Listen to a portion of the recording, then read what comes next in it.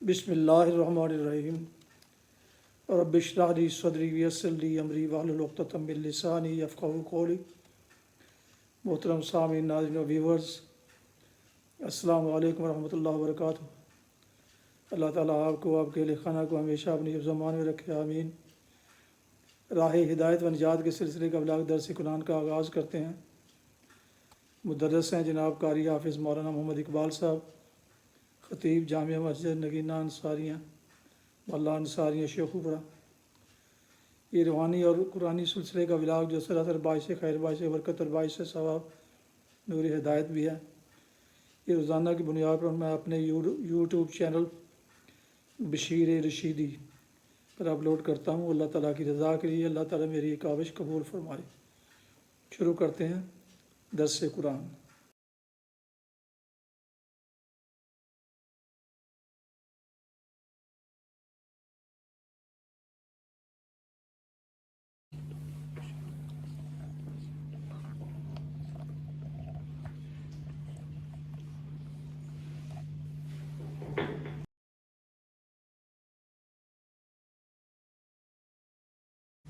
الحمد لله وكفى والصلاة والسلام على من لا نبي بعد أما بعد فأعوذ بالله من الشيطان الرجيم بسم الله الرحمن الرحيم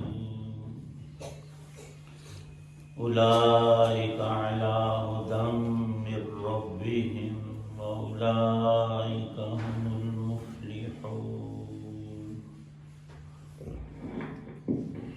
صدق اللہ العظیم۔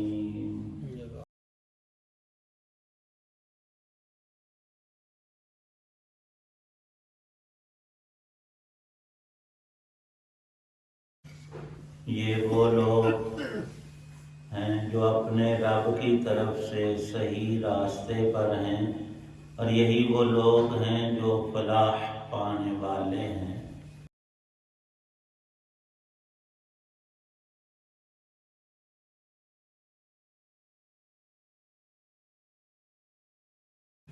سورۃ البقرہ کی یہ آیت نمبر 5 ہے۔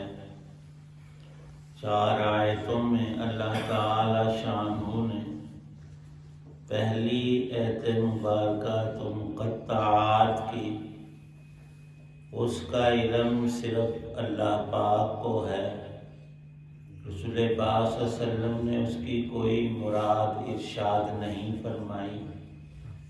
کچھ تعویلات علماء اعظام کی طرف سے ان حروف کی گئی ہیں جن کو مقطعات کہا جاتا ہے، لیکن وہ ایک تعویل ہے، ایک تفسیر ہوتی ہے۔ جو رسول پاک صلی اللہ علیہ وسلم نے فرمائی وہ تو وحی سے ہے، اور جو اللہ نے سمجھ دی دین کے مطابق رہ کر بات سمجھ آتی ہے، جیسے کہ حضرت علی رضی اللہ عنہ کے اقوال مبارکہ ہیں، تو ان کو قطعاً انہوں نے بھی تفسیر نہیں فرمایا، بلکہ فرمایا ہے کہ ہو سکتا ہے یہ مطلب ہو۔ تو فرمایا کہ الف سے مراد اللہ ہے، لام سے مراد رسول اللہ صلی اللہ علیہ وسلم، میم سے مراد قرآن پاک ہے، قرآن مجید ہے۔ اس طرح کی اور بھی کچھ تفسیریں تعویلیں فرمائیں۔ آیت نمبر 2 میں اب اللہ کا کوئی کام فضول نہیں ہوتا۔ اب کوئی کہے جب قطعات کا جب کوئی پکا معنی نہیں تو پھر اللہ نے کیوں اتارا؟ اس لیے بھی کہ انسان شروع ہی میں عجز کا اظہار کرے، اے اللہ جتنی تو سمجھ، جتنا تو علم عطا فرماتا ہے بندے کو تو اتنا ہی ہوتا ہے، آگے نہیں بڑھ سکتا۔ اور پھر ہر حرف پر 10 نیکیاں، یہ کتنا عظیم سرمایہ ہے۔ اگر مقطعات نہ ہوتے، وہ آیات نہ ہوتی تو ہم ثواب سے محروم رہتے۔ اسی طرح اور بہت حکمتیں ارشاد فرمائی ہیں۔ اور دوسری آیت میں اللہ نے قرآن پاک کی شانوں کو ذکر کیا ہے کہ یہ الکتاب ہے، مہیمن ہے، پچھلے سارے وحی کے حقیقی علوم اللہ نے اس میں سمو دیے ہیں۔ جتنی کتابیں اور صحیفے اللہ پاک نے نازل فرمائے وہ سب سچے تھے، لیکن ان کی حفاظت پر اس وقت کے مسلمانوں کی ڈیوٹی لگی۔ جب اللہ کے نبی وصال کر گئے، وفات پا گئے، حضرت موسیٰ علیہ السلام، داؤد علیہ السلام، عیسیٰ علیہ السلام، تو معاملہ ان قوموں کے افراد پر منتقل ہوا۔ کچھ عرصہ تو وہ اس پر پکے رہے، پھر سارے لوگ ایک جیسے نہیں ہوتے، باپ ہی کی طرح بیٹا نہیں، کبھی وہ نیکی میں آگے بڑھ جاتا ہے باپ سے بھی اوپر، اور کبھی دوسری طرف چل پڑتا ہے کہ باپ تو ہدایت ہی یافتہ، یہ گمراہ ہو گیا۔ تو اللہ تعالی شانہ نے جب آخری کتاب اتاری تو اس کو اپنی حفاظت میں رکھا۔ اِنَّا نَحْنُ نَزَّلْنَا الذِّكْرَ وَإِنَّا لَهُ لَحَافِظُونَ، اور کسی مخلوق کو، کسی کو بھی طاقت نہیں کہ اللہ کی اس کتاب میں ایک حرف یا نقطے کو بھی بدل پائے۔ تو ذالک الکتاب فرمایا کہ یہ بڑی اونچی شان کی کتاب ہے، اے پڑھنے والے، لا ریب فیہ، یہ کلام کتاب اللہ، اللہ کا قرآن ہر شک اور شبہ سے پاک ہے۔ اور ایمان کی حقیقت یہی ہے کہ انسان جس چیز کو پکے طور پر مان لے، یقین کر لے، تو وہاں پھر شک شبہ کی کوئی گنجائش نہیں ہوتی۔ ایمان کی یہی تعریف ہے۔ تو ہدن للمتقین، سارا قرآن سراپا ہدایت ہے۔ پھر متقین کی 5 صفات ذکر فرمائیں۔ پہلی تو الذین یؤمنون بالغیب، اور دوسری چیز یقیمون الصلاۃ، اور تیسری قرآن میں اکثر اقامت صلاۃ کے ساتھ ہی ایتاء الزکوٰۃ، اللہ کی راہ میں مال اور نعمتوں کا کچھ حصہ خرچ کرنا۔ پھر جو کل آیت پڑھی تھی اس میں الذین یؤمنون بما انزل الیک، جتنا قرآن کو سچا ماننا ضروری ہے، اسی طرح حق اور سچ پہلے صحیفے اور کتابیں تھیں۔ ایمان یہ بھی ہے کہ اللہ کے سارے سچے نبیوں کو ہم اللہ کا نبی مانیں، اور توقیر، عزت اور عظمت میں وہ سب برابر ہیں۔ فرمایا رسول پاک صلی اللہ علیہ وسلم نے کہ ایک باپ کے کچھ بیٹے ہیں، 8 ہیں، 10 ہیں، وہ اللاتی بھائی ہیں، مائیں ان کی الگ الگ ہیں۔ یہ مثال دے کر سمجھایا کہ اللہ کے سارے نبی ایک باپ کے بیٹوں کی طرح ہیں، لیکن شریعتیں ہر دور میں تھوڑا تھوڑا مسائل میں الگ رہیں۔ جو زمانوں کی ضروریات تھیں تو شرائع الگ ہیں، اصول سب کے ایک ہیں۔ تو فرمایا کہ ان کو ماننا بھی قرآن کو ماننے کے اندر شامل اور داخل ہے۔ اللہ کے سب نبیوں پر، سچے نبیوں پر ہم ایمان لائے، اور ایمان مفصل یہی ہے، اللہ پر، رسولوں پر، فرشتوں پر، آخرت اور قیامت پر، جنت اور دوزخ پر یقین رکھنا، یہ ایمان ہے۔ تو وَبِالْآخِرَةِ هُمْ يُوقِنُونَ فرمایا، یہ عربی کی فصاحت ہے کہ اللہ پاک نرا فرما دیتے یوقنون بالآخرہ ان مسلمانوں کو جن کا ایمان مکمل اور اعمال صالح ہے۔ ایک اہم علم یہ دیا گیا کہ ان کو یقین ہے، ان کا ایمان ہے آخرت پر، لیکن نہیں اس طرح نہیں فرمایا۔ فرمایا وَبِالْآخِرَةِ، جو چیز اہم ترین ہوتی ہے نا اس کو پہلے ذکر کرتے، آخرت کا لفظ لا کر آگے ہم یوقنون فرمایا کہ جن کا یقین صحیح ہے، شک شبے والی بات نہیں۔ تو اب اس آیت میں اور اس آخری جملے میں یہ بات فرمائی اور سمجھائی ہے کہ ہمارے آخری نبی حضرت محمد مصطفیٰ صلی اللہ علیہ وسلم نے قرآن اور اپنے فرامین میں جو آخرت کی تفصیل بیان کی ہے وہ سچی، حقیقی اور کامل ہے۔ جو اس طرح سے مانتا ہے وہ تو ماننے والا ہوا، اور جو ڈاواں ڈول اپنے پاس سے کچھ گڑ گڑا کر کہتے ہیں وہ بات ہے غلط۔ کیسے؟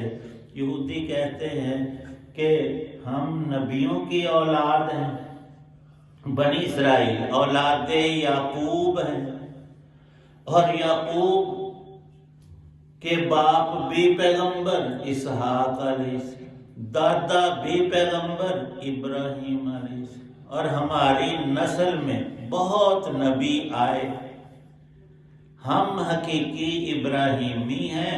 تو قیامت کے روز کوئی یہودی دوزخ میں جائے گا نہیں۔ کیوں؟ ابراہیم علیہ السلام دوزخ کے دروازے پر کھڑے ہو جائیں گے، جو بھی ان کی نسل کا بندہ آئے گا گناہگار پکڑا ہوا، وہ زبردستی چھڑوا کر تو جنت میں داخل کر دیں۔ جب انسان جھوٹ بولتا ہے نا، اس میں جھول ہوتی ہے، کہیں نہ کہیں پکڑا جاتا ہے۔ اللہ پاک نے فرمایا قرآن میں لہا سبعۃ ابواب، میں نے دوزخ کے 7 دروازے بنائے ہیں اور جنت کے میں نے 8 دروازے بنائے۔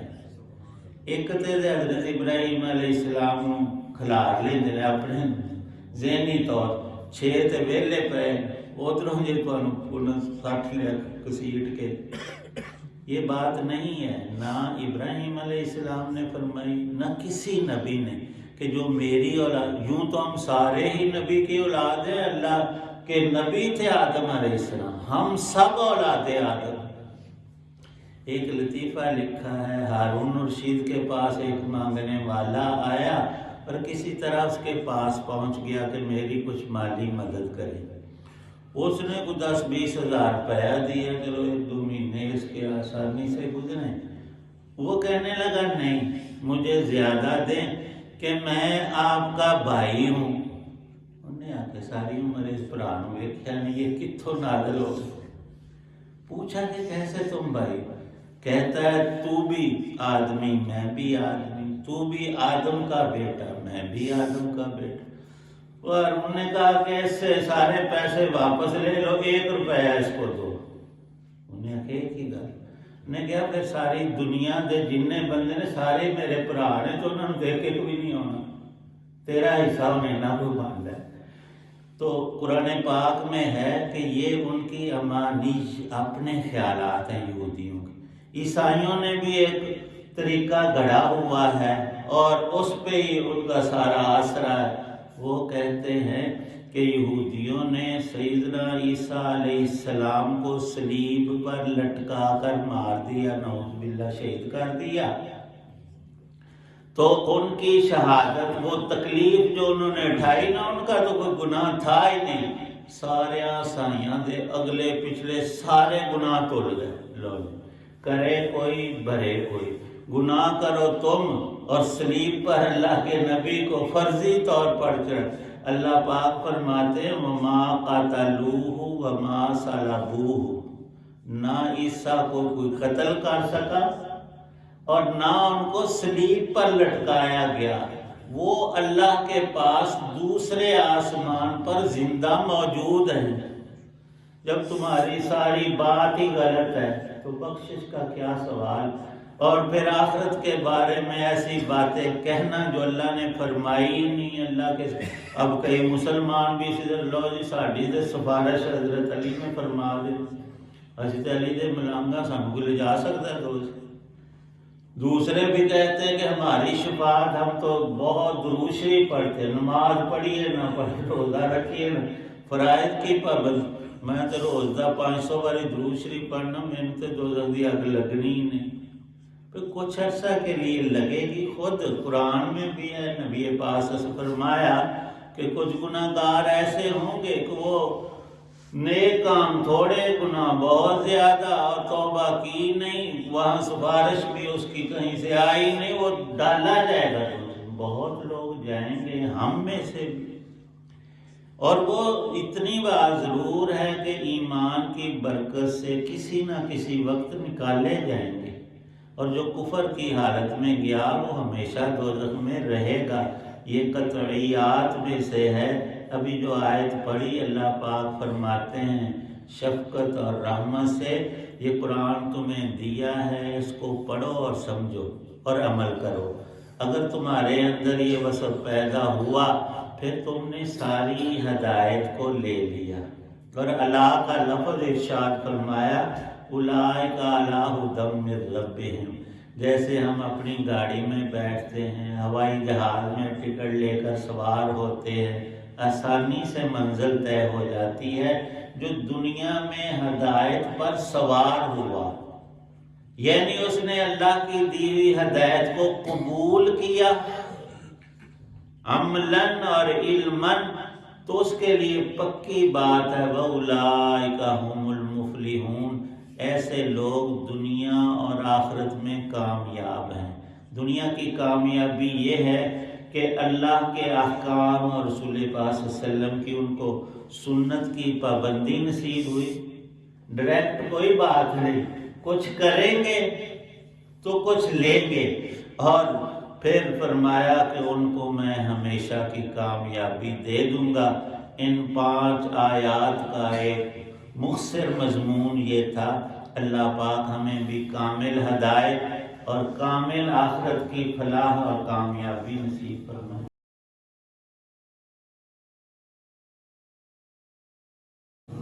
الحمدللہ رب العالمین والصلاة والسلام علی رسول ربنا ظلمنا انفسنا وان لم تغفر لنا ترحمنا لنکونن من الخاسرین. یا اللہ پاک سب بیماروں کو شفا عطا فرما. ہمارے بزرگ نمازی سر ثاقب صاحب وہ کل پرسوں سے علیل ہیں اسپتال میں، انہوں نے دعا کے لیے کہا اللہ پاک ان کو صحت شفا عطا فرما بغیر پریشر اور تکلیف کے، بقیہ زندگی آسانی راحت والی تندرستی والی. ہمارے حاجی صاحب بھی بیمار ہیں، طارق صاحب، اللہ ان کو بھی صحت کاملہ، اور ہمارے اس مجمع میں اور جتنے گھروں اسپتالوں میں مریض ہیں سب کو اللہ پاک صحت کاملہ عطا فرمائے. ہم سب کو بھی جتنی ہماری زندگی ہے ایمان کامل، بدن کی صحت سلامتی اور نیکی والی نصیب فرمائے. صلی اللہ تعالی علی خیر خلقہ محمد وعلی آلہ وصحابہ وآل بیتہ اجمعین آمین.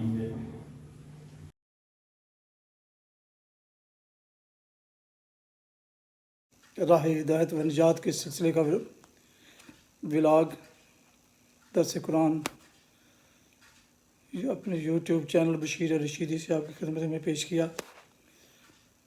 آج کے ولاگ میں سورہ البقرہ کی آیت مبارکہ 5 کی تلاوت، ترجمہ اور تفسیر بیان کی گئی. مدرس تھے حافظ مولانا محمد اقبال صاحب. یہ روحانی اور قرآنی سلسلے کا ولاگ جو سراسر باعث خیر، باعث برکت اور باعث ثواب، یہ روزانہ اپنے اس چینل پر میں اپلوڈ کرتا ہوں. آپ نے اگر اس کو پہلے سے سبسکرائب کیا ہوا ہے تو آپ یقیناً خوش نصیب ہیں جو روزانہ اس کی برکات سے مستفید ہوتے ہیں. اگر آپ نے یا جن دوستوں نے ابھی تک اسے سبسکرائب نہیں کیا ہوا اس سے گزارش ہے کہ سبسکرائب کر کے، لائک کر کے، شیئر کر کے دوستوں سے بیل آئیکن کو پریس کرنا مت بھولیے گا تاکہ آنے والے ایسے روحانی اور قرآنی نوٹیفیکیشنز آپ تک اور ان دوستوں تک جن کو آپ فارورڈ کرتے ہیں وہ بر وقت اور تقریباً روزانہ وہ ان تک یہ پہنچ سکے. اللہ تعالیٰ آپ کا حامی و ناصر ہو. اللہ تعالیٰ آپ کو، آپ کے اہل خانہ کو ہمیشہ اپنے حفظ و امان میں رکھے. آمین. اپنا بہت خیال رکھیے گا اپنی دعاؤں میں. پاک وطن والدین آبا و اجداد اعزاء کارہ دوستوں کے علاوہ اس ناچیز کو بھی شامل فرمائیں تو انتہائی شکر گزار ہوں گا۔ یہ ولاگ اس دعا کے ساتھ ختم کرتا ہوں کہ آپ اور آپ کے اہل خانہ بچے جہاں بھی رہیں خوش رہیں، آباد رہیں، شاد باد رہیں، آمین۔ السلام علیکم ورحمۃ اللہ وبرکاتہ۔ پاکستان زندہ باد۔ اللہ حافظ۔